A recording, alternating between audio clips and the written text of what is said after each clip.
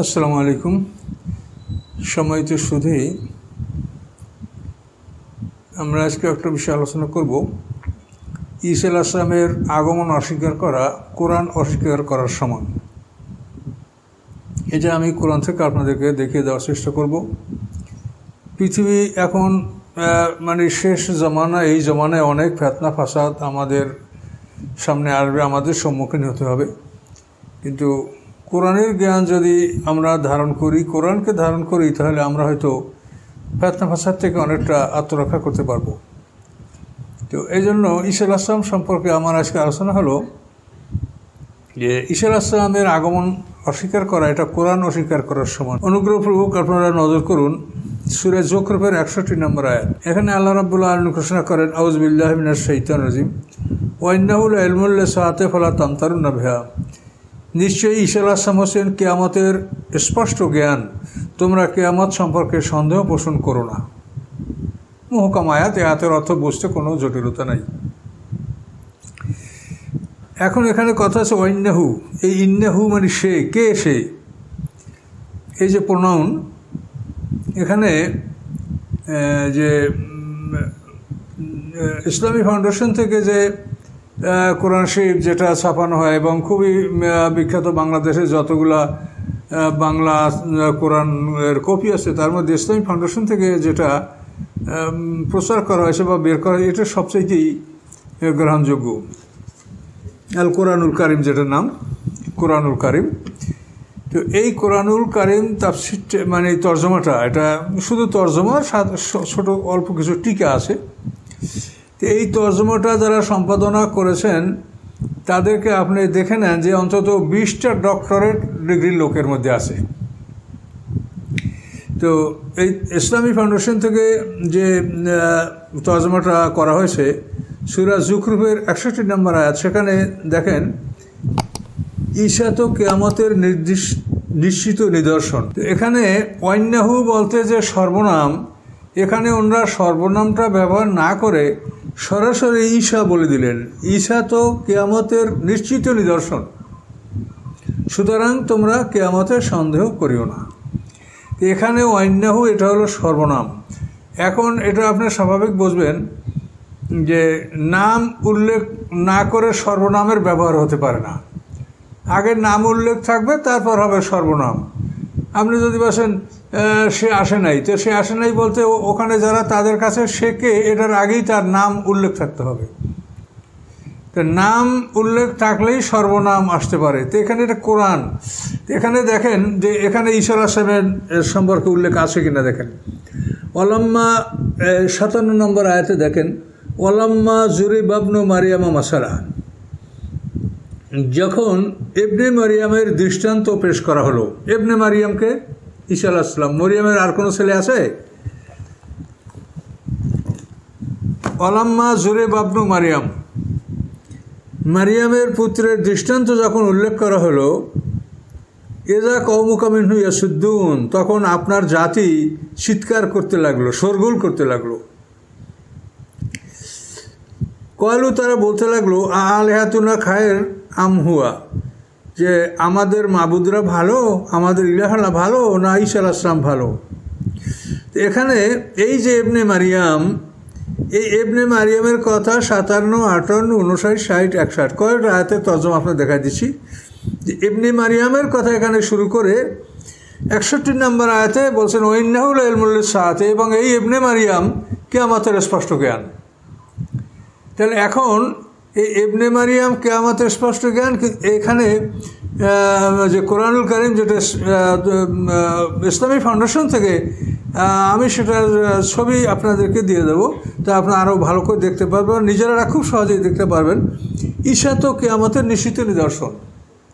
তাহলে ওয়াইন্নাহু যেহেতু উপরে বলেছে ইবনে মারিয়াম, আবার এখানে ওই ওয়াইন্নাহু সর্বনাম দ্বারা ওই ইবনে মারিয়ামকেই বোঝানো হয়েছে।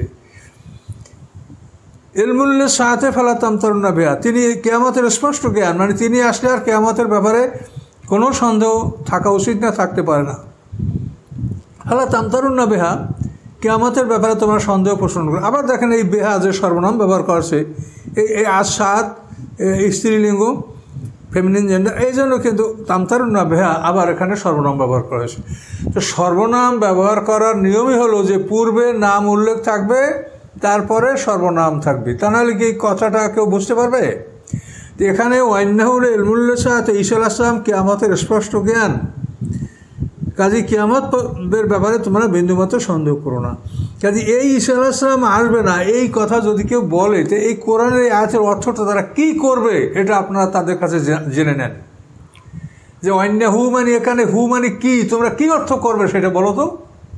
কী ক্ষমতা আছে তোমাদের এই হু ঈসা আলাইহিস সালাম ছাড়া অন্য কোনো কিছুকে বুঝাতে পারবে তোমরা, এমন কোনো ক্ষমতা আছে? এই আয়াত কয়টা আপনাদেরকে প্রশ্ন আছি। ইবনে মারিয়ামের উদাহরণ যখন পেশ করা হলো তখন আরব জাতি শোরগোল করতে লাগলো। কেন? যে ইন্নাকুম আমা তা'বুদুন হাসাবু জাহান্নাম আনতুম লাহা ওয়ারিদুন, এই আয়াতে আল্লাহ তাআলা বলেছেন নিশ্চয়ই তোমরা এবং তোমরা যাদের ইবাদত করো তারা জাহান্নামের ইন্ধন হবে। তো এখন তোমরা এবং তোমরা যাদের ইবাদত করো তারা জাহান্নামের ইন্ধন হবে, তো ওরা শোরগোলটা করলো কেন? তাহলে ঈসা আলাইহিস সালামের ইবাদতকারী খ্রিস্টানরা তারাও তাহলে ঈসা আলাইহিস সালাম তার যে অনুসারী ঈসা আলাইহিস সালামকে যারা রব বলে স্বীকার করে, তো ঈসা আলাইহিস সালামও তাহলে জাহান্নামী হবে, তাহলে ওজার আলাইহিস সালামও জাহান্নামী হবে। যেহেতু আমরা এবং আমরা যাদের ইবাদত করি তারা যদি সবই আমরা জাহান্নামী হই, তো ওরাও তো খ্রিস্টানরা এবং তারা ইবাদতকারী ঈসা আলাইহিস সালাম, তারা ইহুদিরা তারা ইবাদত করে ওজার আলাইহিস সালামের, তারা তাহলে ওজার আলাইহিস সালাম খ্রিস্টান, ওজার আলাইহিস সালাম ঈসা আলাইহিস সালাম, এই দুইজন নবী যদি জাহান্নামে যায় তা আমাদের দেবদেবী সব আমরা জাহান্নামে যাব, এটা খুব আনন্দের বিষয়, এটা আমাদের কোনো কষ্টের বিষয় না। এইটা নিয়ে তারা শোরগোল শুরু করে দিল, খুব একটা হয়েছে যে ইন্নাকুম আমা তা'বুদুনা হাসাবু জাহান্নাম আনতুম লাহা ওয়ারিদুন, নিশ্চয়ই তোমরা এবং তোমরা যাদের ইবাদত করো তারা জাহান্নামের ইন্ধন হবে এবং সবাই সেখানে প্রবেশ করবে, সবাই তোমরা সেখানে প্রবেশ করবে। তো এই কথাটা নিয়ে তারা শোরগোল করলো। কি বলল? অকলু, তারা বলল আলিহাতুনা খায়রুন আম হুয়া, আমাদের ইলাহারা ভালো না ঈসা আলাইহিস সালাম ভালো? ওই ইবনে মারিয়াম হুয়া, এখানে হুয়া সর্বনাম, এখানে ইবনে মারিয়াম প্রোনাউন, আম হুয়া, অথবা আমাদের ইলাহারা ভালো না সে ভালো, সে কে? ইবনে মারিয়াম। আল্লাহ জবাব দিয়েছেন মা জরাবহু লাকা ইল্লা জাদালা, এইসব কথা তারা উল্লেখ করছে শুধু ঝগড়া করার জন্য। বালহুম কওমুন খাসিমুন, বরং তারা একটা ঝগড়ালু জাতি, তারা একটা কুয়ারসাম সম্প্রদায়, এই জন্য তারা এটা বলছে, এটা তারাও বোঝে, এটা শুধু ঝগড়ার জন্য। কি এখানে তারা বুঝে শুনে ঝগড়া করে সেটা কি?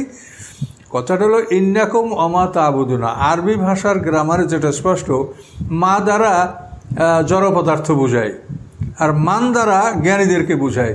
তো আল্লাহ কোরআনে বলছে ইন্নাকুম আমা তা'বুদুনা, তোমরা এবং তোমরা যে জড় পদার্থের দেবদেবীর ইবাদত করো সেগুলি আর জাহান্নামের ইন্ধন হবে। মান তো আল্লাহ বলে না, ইন্নাকুম আমান তা'বুদুনা এটা তো বলে নাই। যদি মান বলা হতো তাহলে ঈসা এবং ওজার আলাইহিস সালাম এটার আওতাভুক্ত হতো। কাজে এই জন্য বলছে যে ওরা আরবি ভাষা জানে, আরবি গ্রামারও জানে, কাজে এটা ঝগড়া করার জন্য শুধু এটা বলছে।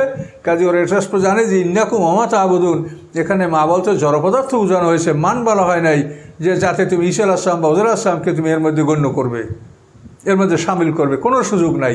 এই জন্য আল্লাহ বলছে এটা শুধু ওরা কুয়ারের সামনে একটা জাতি, ওরা একটা ঝগড়াপ্রবণ জাতি, এই জন্য এই জাতি, এই ন্যাশন, এদের স্বভাবই ঝগড়া করা, তাই ঝগড়ার জন্য এই কথাটা বলছে, আনন্দ করছে যে আমাদের দেবদেবীদের সাথে ঈসা আলাইহিস সালাম এবং ওজার আলাইহিস সালামও দোজখে যাবে, নাউজুবিল্লাহ। বালহুম কওমুন খাসিবুন, ওরা একটা ঝগড়ালু জাতি। আল্লাহ বলেন ইন হুয়া ইল্লা আব্দুন, এই হুয়াকে, এই হুয়া ওই ঈসা আলাইহিস সালাম, ওখানে আম হুয়া, এখানে ওই ঈসা আলাইহিস সালাম, আবার এখানেও ইন হুয়া ইল্লা আব্দুন আনআমনা আলাইহি, নিশ্চয়ই তিনি এমন একজন বান্দা যার উপরে আমি পুরস্কার দান করেছি, তাকে পুরস্কৃত করেছি। ও জাআলনাহু, আবার ওই ঈসা আলাইহিস সালাম, ও জাআলনাহু মাসাল্লাল বানি ইসরাঈল, এবং তাকে আমি বানি ইসরাঈলদের জন্য একটা দৃষ্টান্ত আমি তাকে বানিয়েছি, একটা দৃষ্টান্ত যে পিতা ছাড়া মায়ের থেকে আমি এই সন্তান আমি বনি ইসরাঈলদের মধ্যে থেকে বের করছি, এটা আমি তাকে বনি ইসরাঈলদের জন্য একটা দৃষ্টান্ত আমি সৃষ্টি করেছি। আল্লাহ বলেন ওয়ালাউ নাশাউ লাজআলনা মিনকুম মালাইকাতান ফিল আরদি ইখলিফুন, আল্লাহ বলেন আমি যদি ইচ্ছা করতাম তাই তোমাদের পরিবর্তে আমি পৃথিবীতে ফেরেশতা পাঠাতে পারতাম যারা পৃথিবীর খেলাফতের দায়িত্ব পালন করবে, এটা আমি ইচ্ছা করলে পারতাম, কিন্তু আমি তা করিনি। আমি তোমাদেরকে ইন্নি জাইলুন ফিল আরদি খলিফা, তোমাদেরকে আমি পৃথিবীতে খলিফা বানিয়েছি। আমি ইচ্ছা করলে তোমাদের মেনকুম মানে বদলাম মেনকুম, অর্থাৎ তোমাদের পরিবর্তে আমি ইচ্ছা করলে ফেরেশতা পৃথিবীর খেলাফত এর জন্য ফেরেশতা নিয়োগ করতে পারতাম, ফেরেশতাদের খেলাফত দান করতাম, কিন্তু আমি করি নাই। তোমাদের প্রতি আমি অনুগ্রহ করেছি, তোমাদেরকে আমি খেলাফত দান করেছি। এরপরে সামনে 61 নম্বর আয়াতে আল্লাহ বলেন ওয়াইন্নাহু, আবার হুয়া এই ওয়াজালনাহু আম হুয়া, তারপরে যে ওয়াজালনাহু এই প্রত্যেকটা সর্বনাম। ওয়াইন্নাহু লাইলমুল লিসাআতি, নিশ্চয়ই ঈসা আলাইহিস সালাম কিয়ামতের স্পষ্ট জ্ঞান। ফালা তামতারুনা বিহা, তোমরা কিয়ামতের উপরে সন্দেহ পোষণ করো না। অত্যাবিউনি, তোমরা আমার আনুগত্য করো। হাযা সিরাতুম মুস্তাকিম, এটা হচ্ছে সরল পথ। কাজে ঈসা আলাইহিস সালাম আকাশ থেকে আসবেন, এটা কোরআন থেকে ওনার দলিল পান না, এই জন্য আমি কোরআন থেকে এটা দিয়ে দিলাম। হেদায়েত আল্লাহর হাতে, একই আয়াত দ্বারা মানুষ হেদায়েত পায়, একই আয়াত দ্বারা মানুষ গোমরা হয়, এটা আল্লাহ বলেই দিয়েছেন। কাজেই যারা মানে সরল মানুষ, সরল মুসলমান, তারা যাতে বিভ্রান্ত না হন ঈসা আলাইহিস সালামের ব্যাপারে, এই জন্য আমি এই জায়গাটা আবার আপনাদেরকে স্পষ্ট করে তাফসীরটা করে দিলাম। এবং এটা আপনারা নিজেরা দেখেন, সূরা যুখরুফের 57 নম্বর আয়াত থেকে 61 নম্বর আয়াত পর্যন্ত একই বিষয়ের উপরে আলোচনা চলছে। এবং এই 61 নম্বর আয়াতে ওয়াইন্নাহু, তিনি, এখানে দেখেন আবারও আমি বলছি যে কোরআনুল কারীম যেটা ইসলামী ফাউন্ডেশন থেকে যে তর্জমাটা বের করে, সেখানে দেখেন যারা সরাসরি ঈসা লিখে দিয়েছে, এই হু মানে তিনি লেখেন নাই, সরাসরি ঈসা লিখেছেন তারা। এই তর্জমাটা অন্তত 20টা ডক্টরেট আপনি দেখেন সম্পাদনা পরিষদে কারা কারা আছে। কাজে এই জন্য ঈসা আলাইহিস সালামের আগমন সন্দেহ করা, এটা কোরআনের উপরে সন্দেহ করা। কাজে ঈসা আলাইহিস সালামের আগমন এটা কোনো ক্রমেই এটাকে অস্বীকার করা যায় না। তার কারণ পৃথিবীতে মুসলমানদের মেজরিটি হবে না, এটা সূরা ইউসুফে আল্লাহ বলে দিলেন আমা আকসারুন নাসি ওয়ালাউ হারাসতা মুমিনিন। হে রাসূল, আপনি যতই কামনা করেন পৃথিবীর অধিকাংশ মানুষ মুমিন হবে না। সূরা ইউনূসের মধ্যে বলা আছে যে অধিকাংশ মানুষ মুমিন হবে না। তাহলে গণতান্ত্রিক পদ্ধতিতে কোনোদিন ইসলাম জয়যুক্ত হবে না, তার কারণ মেজরিটি কোনোদিন হবে না, অধিকাংশ মুমিন হবে না, তাহলে দিন কায়েম হবে না। তাহলে দিন কায়েম কীভাবে হবে? অন্য একটা বিধান, অন্য একটা ভার্স, অন্য একটা আয়াত কোরআনে আছে, সেটা হচ্ছে যে কাম্মেম ফিয়াতেন কালিলাতেন গালাবাত ফিয়াতান কাসীরাতাম বিইজনিল্লাহ। পৃথিবীতে বহু ছোট ছোট দল বড় দলের উপরে জয়যুক্ত হয়েছে। কাজে ইসলাম ছোট দল, তারা যদি ইসলামের পক্ষে দাঁড়ায় এবং তারা সত্যিকার যদি বাতিলের বিরুদ্ধে কোনোদিন তারা দণ্ডায়মান হয়ে দাঁড়ায়, তাহলে এই ছোট দলকে আল্লাহ সাহায্য করবেন এবং ছোট দলের মাধ্যমেই সারা পৃথিবীতে আরও একবার কিয়ামতের আগে ইসলাম জয়যুক্ত হবে। সেই জন্য আল্লাহ তাআলা ঈসা আলাইহিস সালামকে পাঠাবেন। ছোট দলের মাধ্যমে যে বড় দলকে পরাজিত করা হবে, ছোট দল জিতবে, বড় দল পরাজয় করবে, এই সমস্ত ক্ষেত্রে কখনোই নবী রাসূল এবং তাদের বিশেষ বান্দা ছাড়া এটা হবে না। বদরের যুদ্ধে ছোট দল বড় দলকে পরাজিত করেছে। কেন? মুহাম্মদ সাল্লাল্লাহু আলাইহি ওয়াসাল্লাম ছিলেন। ও কতলা দাউদ ও জালুতা, দাউদ আলাইহিস সালাম জালুত বাদশাহ এবং তার বাহিনীকে পরাজিত করেছেন। কেন? সেখানে দাউদ আলাইহিস সালাম নিজে একজন পয়গম্বর, যদিও তখন সে নবুয়ত লাভ করে নাই, এবং তার সাথে ছিল আরও একজন পয়গম্বর শামুঈল আলাইহিস সালাম। এই পয়গম্বররা যেখানে থাকেন, পয়গম্বরদের উপস্থিতিতে যদি কোনো যুদ্ধ হয়, তো সেখানে ছোট দল বড় দলের উপরে জয়যুক্ত হয়। কাজে এই পৃথিবীতে এখন মানে অবিশ্বাসীদের দল পৃথিবীতে অনেক বড়, অনেক ভারী তারা, কিন্তু শক্তি তাদের বেশি, তারা দলে ভারী, কিন্তু তারপরও কিয়ামতের আগে আরেকবার ইসলাম জয়যুক্ত হবে। এটা না হয়ে কিয়ামত হবে না। আল্লাহ সেটা বলেছেন যে মুসলমান ইহুদিদের হত্যা করবে, এর আগে কিয়ামত হবে না। ঈসা আলাইহিস সালাম আসবে, তিনি না আসা পর্যন্ত কিয়ামত হবে না। এই জন্য এটা স্পষ্ট বলা যায় ওয়াইন্নাহু লাইলমুল লিসাআ। কাজে ঈসা আলাইহিস সালাম আসবে, এরকম আরও ভালো ভালো মানুষ তার সাথে আবির্ভূত হবে। এটার কারণ হলো ছোট দল বড় দলের উপরে জয়যুক্ত হবে, এবং এটার জন্য এই ধরনের মানুষ না হলে কোনোদিন ছোট দল বড় দলের উপরে জয়যুক্ত হয় না। কিন্তু বিষয়টা হলো খ্রিস্টান ধর্মাবলম্বীদের জন্য এটা হলো একটা বিরাট ব্যাপার। তারা কোনোভাবেই মানতে চায় না যে ঈসা আলাইহিস সালাম আকাশ থেকে আসবেন, আবার মুহাম্মদ সাল্লামের কোরআন প্রচার করবেন। এটা তারা কোনোভাবেই এটা মানতে চায় না, এটা তারা অপমান মনে করে। আর আমি মনে করি যে এটা ঈসা আলাইহিস সালামের সম্মান। তার কারণ তিনি রাসূল, তিনি রাসূল হিসাবে আল্লাহ তাআলা আকাশে তুলে নিয়েছেন, এটা তার একটা সম্মান। আবার তিনি পৃথিবীতে আসবেন, তিনি নিজের কেতাব ইনজিল কেতাব, তার যতক্ষণ টার্ম ছিল ইনজিল কেতাব তিনি প্রচার করেছেন। এখন ইনজিল কেতাবের সময় পার হয়ে গেছে, এখন কোরআনের কাল হ্যাঁ, লিকুল্লি আজালেন কেতাব, প্রত্যেকটা কালের জন্য একটা কেতাব থাকে। এখন কোরআনের কাল, কোরআনের কাল চলছে। কাজে এখন পৃথিবীতে যে আসুক, মুসা আলাইহিস সালাম, আদম আলাইহিস সালাম আসুক, তাকে কোরআন প্রচার করতে হবে, যেহেতু সময়টা হলো কোরআনের।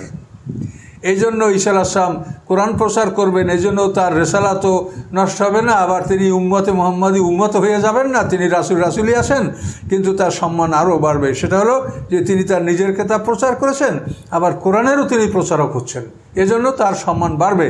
কিন্তু ওরা এটা উল্টো মনে করে যে ঈসা আলাইহিস সালাম আইসে আবার মুহাম্মদ সাল্লাল্লাহু আলাইহি ওয়াসাল্লামের উপরে অবতীর্ণ কোরআন প্রচার করবে, এটা কেন? এটা তাহলে অপমানজনক। এজন্য ওরা এটাকে অস্বীকার করে। খ্রিস্টানরা কোনোভাবে এটা মানে না যে ঈসা আলাইহিস সালাম আসবে। তারা শুধু এই কোরআনের শব্দেরগুলি নানাবিধ ভুল অর্থ করে, নানা রকম প্রতারণা করে তারা এটা বলার চেষ্টা করছে। কাজেই এই বিষয়গুলি আপনারা কোরআনের কাছে আসলেই সব সমাধান পাবেন। আপনারা এই আয়াতগুলি সূরা যুখরুফের 57 নম্বর আয়াত থেকে 61 নম্বর আয়াতের আয়াতগুলো দেখেন। এখানে এই যে সর্বনামগুলি বলা হয়েছে, মানে আলেহাতুনা কারণ নাম হুয়া, এই সর্বনাম ঈসা আলাইহিস সালাম। এখানে এন হুয়া ইল্লা আব্দুল, এখানে এন হুয়া ঈসা আলাইহিস সালাম। ও জাআলনাহু মাসাল বাড়ি, এখানে এই হু এটা ঈসা আলাইহিস সালাম, এই সর্বনামগুলি। ওয়ান্নাহু, এই সর্বনাম ঈসা আলাইহিস সালাম। কারণ ঈসা আলাইহিস সালাম আকাশ থেকে আসবেন, এটা যদি কেউ সন্দেহ করে, সে কোরআনের উপরে সন্দেহ করে। আমি এতটুকু আপনাদেরকে জানিয়ে দিলাম। হেদায়েত আল্লাহর হাতে। হেদায়েতের জন্য আমাদের বলা ছাড়া আমাদের কিছু নাই। যার ভাগ্য ভালো সে গ্রহণ করবে, আর যার ভাগ্য ভালো না সে যা করার তাই করবে। কিন্তু আমার কোরআন থেকে আপনাদেরকে বুঝিয়ে দিলাম যে কোনো ক্রমে ঈসা আলাইহিস সালামের আগমন অস্বীকার করা, এটা কোরআনকে অস্বীকার করার সমান। আসসালামু আলাইকুম।